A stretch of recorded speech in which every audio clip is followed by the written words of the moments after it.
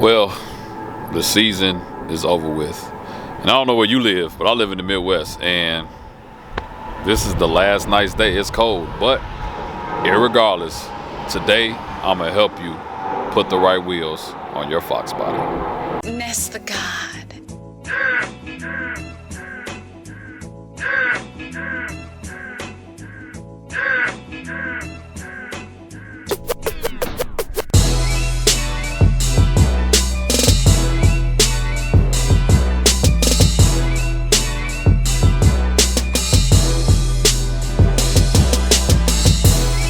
All right, what's happening, everybody? It is your boy Kenneth Sean back here with Blue Oval Media, and today I got something different and something special for you all.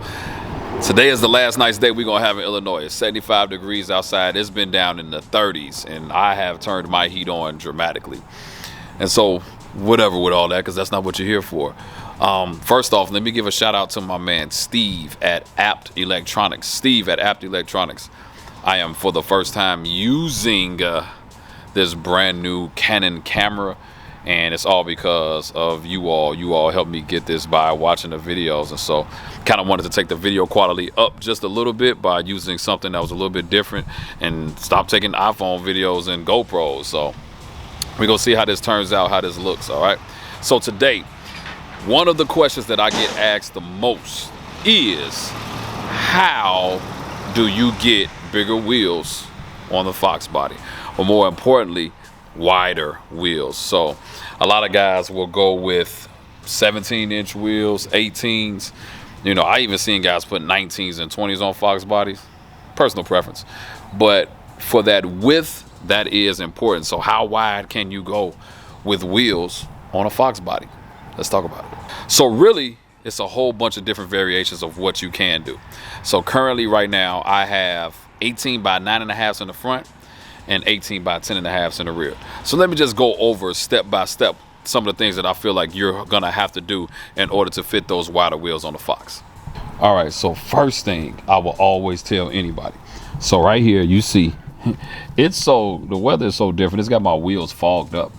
But anyway, the first thing you're gonna have to do to put wider wheels and bigger tires on a Fox is you're going to have to roll your fenders. Roll your fenders. That is going to be a major key component in that. And so if you can see here, try to see if I can get up under here as best as I can, but it's not really small enough to do that. But my fenders are rolled in the front and in the rear. So why is this important? So what happens is, even on this, if your fenders are not rolled, when that car comes down, it's going to eat up that tire. You have to make sure that those fenders are rolled. All right, so I would say step number one is make sure your fenders are rolled. Step two, it is going to be important, listen, that you change your suspension. Can't lower the car unless you do something to the suspension. Now, some of you all may be good with doing springs, cutting the springs. It's not really my style. I know somebody that does that, but it's not really my style. But I think Brutal Vogs even does it, so shout out to him. But I like to be able to have that adjustability, and so I have coilovers on mine. And I'm gonna show you all the coilovers. But one of the other things that's gonna be key, so I'm gonna say this. So number one, roll the fenders. Number two, either adjustable coilovers or you're gonna have to change your suspension. Number three, you need to get rid of your quad shocks. You're not gonna be able to get any wide wheel or tire with those quad shocks on there. Now let me take that back. Some of you all, it all depends on your definition of wide. Some of you all would say 8 inches in the rear is wide. That's not wide to me. I got 10.5s in my rear right now and 9.5s in the front. And that wouldn't be possible with those quad shocks in the way. You don't need them, you all. I know some of you all want to, you don't need those. I haven't had quad shocks since the 90s. Since the car, I don't even know where they sell them at. That's how serious I don't have them. But you're gonna need to remove those quad shocks in order to take it to the next level. Now, another thing is that I have these adjustable, these caster camera plates on here.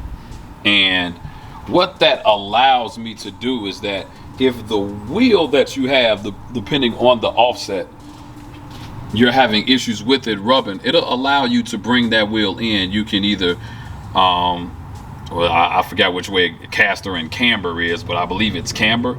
You can bring that wheel just in a little bit more like I have here, but I'm actually about to readjust that because this was based off of my old setup. When I had my hood, I had to have that wheel in a little bit further, but it's actually not necessary anymore. I've changed the tires, went with a smaller tire. I actually have nice good space in here, and as you can see, there is no rub.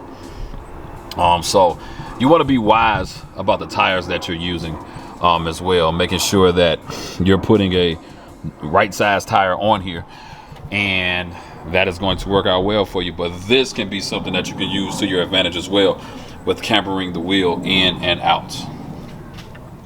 Now, another thing that might be an issue for some of you all is going to be the exhaust, and you're going to have to make an adjustments depending on how far and wide that wheel goes out.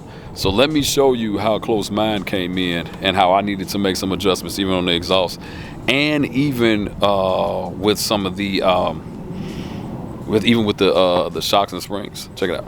So as you can see, that is pretty close. I mean, it is real close.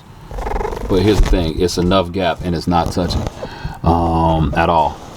So it's a little close there because of how wide I am, but it does require, you may have to move that around. And then also even in the spring area as well, with the adjustable coilovers, it could get pretty darn close. But I'll show you that's on that side, but I still have clearance, so you all can't tell via the camera, but even though it's close, even right there you can see it's pretty close. When I do burnouts and stuff, it may hit it a little bit, but nothing that is tearing it up at all. So it's a little bit close there ever since I put the Mickey Thompsons on, but hey, it's actually still good. No worries at all. And so like I said, you just got to be careful in making sure that you're adjusting that exhaust. Then a lot of the times the question is, well, what's the offset that you use? What offset are you going to use? You might have to get up under there and measure it. All depends, man. Like I think on my rears, please don't quote me, because if you go by the wheels and that's not right or it don't fit on your car, I don't want you to say that I told you this, but I believe on these wheels I have a plus 22 offset, 10.5 wide. I think that's the offset. Don't quote me, I'm not 100% sure, but I think that's the offset.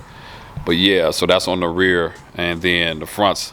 Also, I don't have a stock K member neither on the front, so I don't know how well you're gonna have an issue if you got the wide wheels with a stock K member. But I don't have a stock K member. I have an AJE K member in the front, so that may change things a little bit. So I also have SN95 spindles and I'm converted to 5 lugs with a Cobra, with all the Cobra brakes. So that changes a lot for me as well. So like I said, with all of those adjustments, I do well on the rubbing side. When I first put those Mickey Thompsons on, I had the car sitting too low and the compression was a little bit too soft. So I had to change the compression because I did scrape those tires with the fenders being rolled. The only difference is that when the fenders are rolled, it doesn't dig into the tire and actually damage the tire. It may just rub it. When the fenders are not rolled, the actual metal can get inside of the tire, like scrape it in the internal and like blow up the whole tire, and then you have a big old mess and an expense that you probably don't want to have. But they're doing pretty good now. Very pleased with them. They're doing pretty good. I kind of raised it up. I actually would like to go down again a little bit more, trying it out. But I'm pretty much done for the year with this car as it relates to driving, because there are a few other issues that I want to get through that I'll talk about to you all in another video.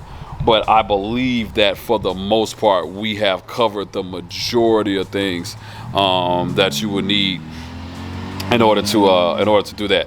Make sure if you do 5 lug and you convert over, make sure you have Fox length axles. So a lot of times guys will do SN95. I don't know if that works, but I know that I have Fox length axles. And so on the rear, those are Moser Fox length axles. So even though there's 5 lugs, Fox length. And what that does, it keeps it where it's at. I know a lot of guys have IRS, the wheels are poking out, you're gonna have a problem. If you don't use Fox length axles, it may cause an issue as well. So you want to make sure that your tire is not sticking out or poking out, unless that's what you want to do. If you're a drifting guy, whatever, unless that's what you want to do. It's not my style. It's not what I necessarily would do, but make sure in the rear you got those Fox length axles when you're converting to 5-lug, because it's not many 4-lug wheels that you can get if you're still working with a stock Foxbody platform. So for the most part, you all, that's it for today. Just wanted to kind of give you that. Leave it in comments if I missed out anything. It may have been something I forgot. Hey, I am not the Foxbody expert, but I do know a little bit of something about it. I've worked on them for years, so. But yeah, also remember, Bleed Forward Blue Fest is going down June 19th, 2021. I'm gonna mention this every video. I need to see everybody there. It's gonna be an amazing event. We'll talk about that a little bit more, but stay tuned for the updates that are coming with this car. It is a lot that I have to do, so we're about to start the teardown process of it. I gotta pull all the interior out, and I'll kind of go down what I'm gonna do on the next video. But make sure you make sure you subscribe to the channel, you all. I sure do appreciate it, and I sure do appreciate all the positivity that you all have done and given me. And look, I just hit 4,000 subscribers. It's looking like I'm about to hit 5,000 subscribers. I want to say thank you to you all. You all even made this video camera purchase possible from the monetization that has come from the channel. My goal is to give you all more great Ford content. All right, it's your boy Kenneth Sean, and I am out.